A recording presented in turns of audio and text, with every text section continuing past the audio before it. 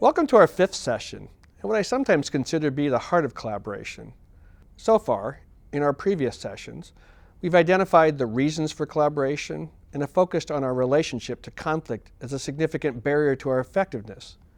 We've made it clear that effective collaboration does not just happen, but is something we must intentionally prepare for. In this context, we've focused on our personal preparation. We've introduced the notion of balancing advocacy and inquiry as essential to working interdependently towards mutual purpose. And we've looked at the skill of listening and sharing your perspective in the context of our commitment to collaborate. In this session, we're going to focus on how we can intentionally focus our shared conversation to maximize our shared learning. Specifically, we're going to understand the relationship between questions and the conversations. Learn strategies for asking questions in service of the conversation and shared learning, and practice the skill of intentional inquiry. In the first section of this module, we assert that the conversations we have are driven by the questions we ask. Questions asked should be in service of the purpose and the objectives for the conversation. For example, if you've ever experienced being questioned by an attorney in a court proceeding, it becomes clear the purpose of their questions. They only ask questions to which they already know the answer.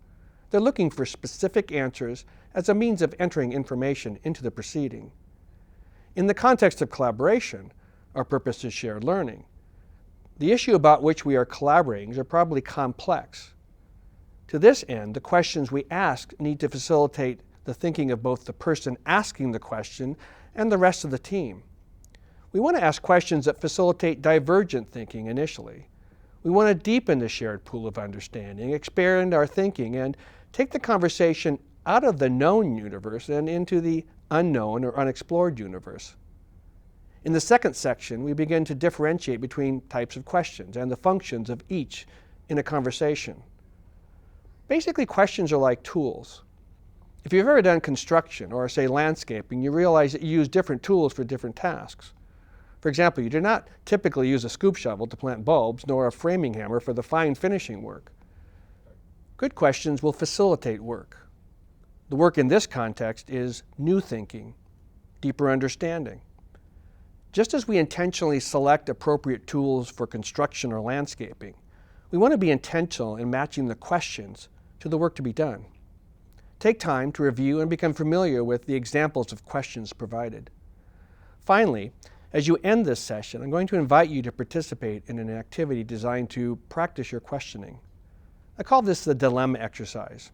Here's what I'd like you to do. First of all, divide yourself into groups of about 4 to 6 people.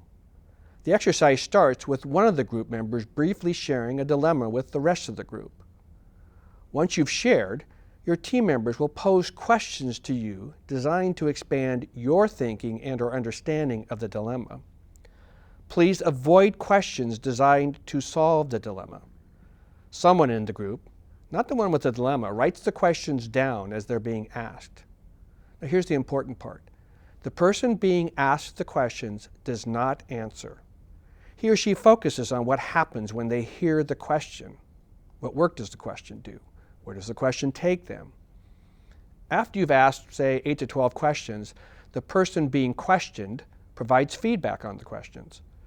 The objective is for the person asking the question to see if their question did what it was intended to do. If not, you might ask how the question might be asked differently. Take time to do at least 2 to 3 rounds with this exercise. My hope is that you will become much more cognizant of the types of questions you ask.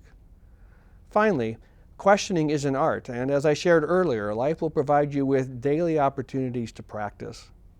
I hope you enjoyed this conversation.